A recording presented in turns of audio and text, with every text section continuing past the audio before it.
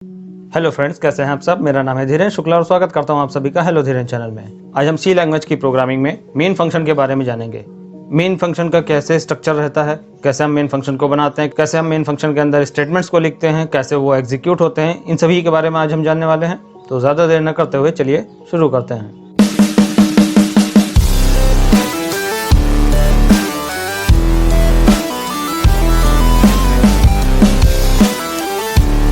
तो सबसे पहले मैं इसी प्रोग्राम का जो मेन फंक्शन होता है उसे मैं लिख लेता हूँ, पूरा स्ट्रक्चर बना लेता हूँ, तब आप लोगों को समझाना स्टार्ट करता हूँ, जिससे आप लोगों का भी समय बच सके। तो आइए देखते हैं।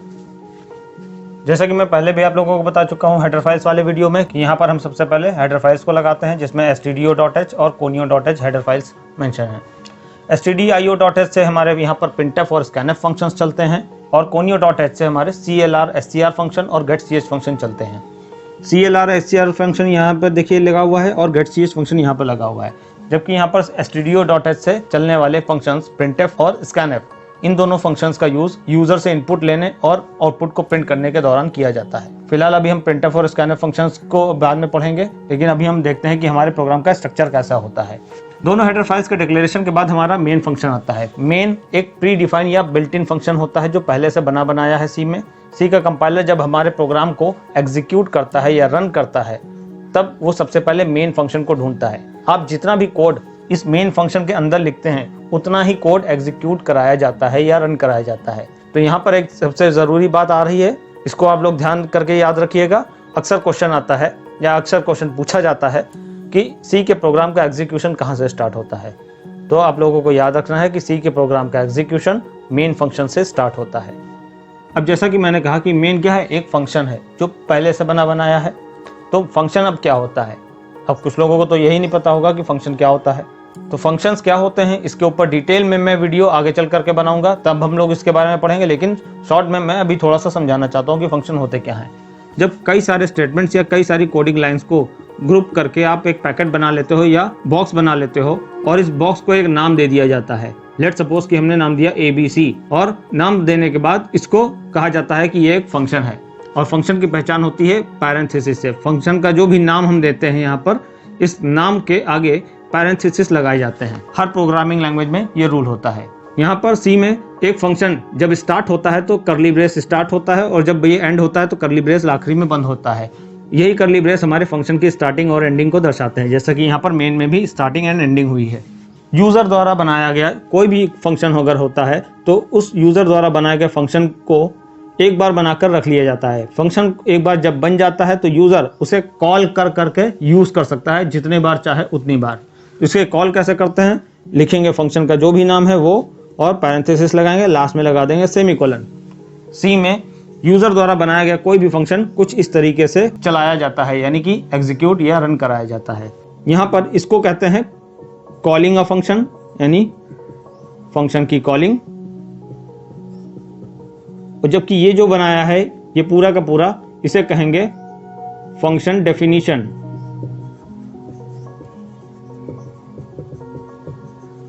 ये फंक्शन की डेफिनेशन है और ये फंक्शन की कॉलिंग हुई है। यहाँ पर मेन फंक्शन को कॉल नहीं करना पड़ता है क्योंकि ये प्री डिफाइंड फंक्शन है। हमें इतना पता है कि हमें मेन फंक्शन के अंदर जो भी लिखना है वो हमारा एग्जीक्यूट होगा। अब मेन फंक्शन के आगे लगा हुआ है वॉइड। फंक्शंस वैल्यू को बाहर से अंदर भी मंगा सकते हैं और अंदर से वैल्यू को बाहर भी भेज सकते हैं। अगर ये फंक्शन ABC नाम का जो फंक्शन है ये कोई वैल्यू बाहर से अंदर मंगाएगा तो कैसे मंगाएगा, यहाँ से हम वैल्यू भेजेंगे। जैसे कि हम एक वैल्यू 10 भेज रहे हैं यहाँ से, इस वैल्यू 10 को लेने के लिए यहाँ पर फंक्शन की डेफिनेशन के अंदर इस ब्रैकेट के अंदर एक वेरिएबल देना पड़ेगा। वेरिएबल कैसे देते हैं, जैसे कि इंट a नाम का एक वेरिएबल दे दिया। यहाँ पर a वेरिएबल है जो 10 वैल्यू को रिसीव करेगा। जब यहाँ से 10 वैल्यू जाती है तो यहाँ पर a नाम के वेरिएबल ने उस वैल्यू को रिसीव किया। वेरिएबल क्या होते हैं, वेरिएबल किसी भी वैल्यू को स्टोर करने का काम करते हैं। वेरिएबल एक मेमोरी के अंदर क्या करता है, एक स्पेस बना लेता है। अगर हमने a नाम से वेरिएबल बनाया है तो a नाम से एक मेमोरी में एक स्पेस क्रिएट हो जाता है और उस स्पेस के अंदर इस वैल्यू को यानी 10 को स्टोर कर दिया जाता है। तो यहाँ से जो 10 वैल्यू भेजी वो a नाम के वेरिएबल ने रिसीव किया। रिसीव करने के बाद अब हम इस a नाम के वेरिएबल को अंदर अगर हम प्रिंट कराना चाहें तो प्रिंट करा सकते हैं। अगर a के अंदर 10 और जोड़ना चाहते हैं तो वो जोड़ सकते हैं, या जो भी प्रोसेस हम करना चाहें वो हम अंदर कर सकते हैं।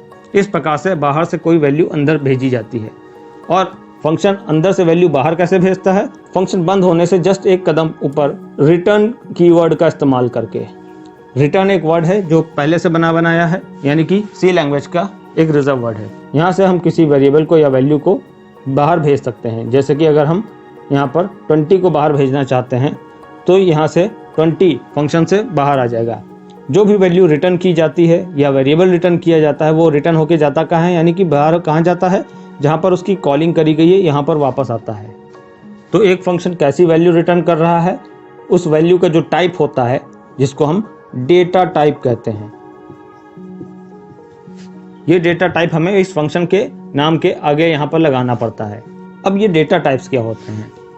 प्रोग्राम के अंदर वैल्यूज विभिन्न प्रकार की हम देते हैं। जैसे कि कोई नंबर ऐसे दे सकते हैं 10, जैसे कि कोई नंबर हम 10.12 दे सकते हैं, जैसे कि हम अपना नाम दे सकते हैं, जैसे कि कोई एक कैरेक्टर दे सकते हैं यानी कि अल्फ़ाबेट दे सकते हैं, जैसे कि ए दे दिया। तो ये अलग अलग प्रकार की वैल्यूज़ हैं। सभी वैल्यूज़ डिफरेंट टाइप्स की हैं। तो ऐसा नंबर जिसमें डेसिमल का यूज़ नहीं किया जा रहा है, यानी दशमलव नहीं लग रहा है, तो ऐसा नंबर कहलाता है इंटीजर। और इंटीजर के लिए एक डेटा टाइप बनाया गया है जिसको कहते हैं इंट। इसी तरह दशमलव वाले जो नंबर होते हैं उनको कहा जाता है फ्लोट नंबर्स, और फ्लोट के लिए फ्लोट डेटा टाइप ही काम करता है। धीरेन्द्र क्या है? कई सारे अल्फ़ाबेट्स का कॉम्बिनेशन है, और धीरेन्द्र जो वैल्यू है वो कई सारे अल्फ़ाबेट्स का कॉम्बिनेशन होने की वजह से यहाँ पर या फिर किसी भी प्रोग्रामिंग लैंग्वेज में इसको स्ट्रिंग बुलाया जाता है। अब स्ट्रिंग के लिए कौन सा डेटा टाइप यूज़ किया जाता है इसके बारे में पढ़ने से पहले हम ये देख लेते हैं कि अल्फ़ाबेट ए क्या है। एक अल्फ़ाबेट या फिर कैरेक्टर अगर हम वैल्यू के रूप में दे रहे हैं तो इसको कैरेक्टर वैल्यू कहा जाता है, और कैरेक्टर के लिए हम CHAR कैर का प्रयोग करते हैं। ये सभी डेटा टाइप्स प्री डिफाइंड होते हैं, यानी कि पहले से बने होते हैं। इसके अलावा और भी डेटा टाइप्स होते हैं, जैसे कि derived data types. Derived data types में हम एरे के बारे में पढ़ेंगे, पॉइंटर के बारे में पढ़ेंगे, स्ट्रक्चर के बारे में पढ़ेंगे, यूनियन के बारे में पढ़ेंगे। लेकिन ये सब क्या होते हैं अभी इसके लिए आप लोग बिल्कुल परेशान ना हो। इनमें से जो एरे होता है वो एक ऐसा वेरिएबल होता है जो ढेर सारी वैल्यूज़ को एक साथ रख सकता है। ये सब जो वैल्यूज़ हैं ये किसी वेरिएबल के अंदर रखी जाएंगी, और एक वेरिएबल जो ऐसा बनाते हैं हम, वो एक वैल्यू को एक बार में रिस्टोर करता है। अगर हम कोई नई वैल्यू उसमें डालेंगे तो वो नई वाली वैल्यू पुरानी वैल्यू को डिलीट करके तब उसके जगह पर सेव हो जाएगी। लेकिन अगर हमें ढेर सारी वैल्यूज एक साथ एक ही वेरिएबल में रखनी है तो उसके लिए हमने बनाया एरे को। एरे एक ऐसा वेरिएबल होता है जो मेमोरी में लगातार ढेर सारे बॉक्सेस को बना लेता है और सबके अंदर एक एक वैल्यू स्टोर कर देता है। तो हमारा जो एरे होता है इसको स्क्वायर ब्रैकेट से लिखा जाता है। तो यहाँ पर जो CHAR कैर डेटा टाइप है वो एक कैरेक्टर लेता है, लेकिन अगर एक से अधिक कैरेक्टर्स लेने हैं तो क्या करेंगे? तो हम कैर की एक एरे बना लेंगे, और इस एरे के अंदर हम ढेर सारे कैरेक्टर्स को स्टोर कर सकते हैं, जैसे कि धीरेन्द्र के लिए DHIRENDR एंड A। हर एक बॉक्स के अंदर एक एक कैरेक्टर स्टोर करा देंगे।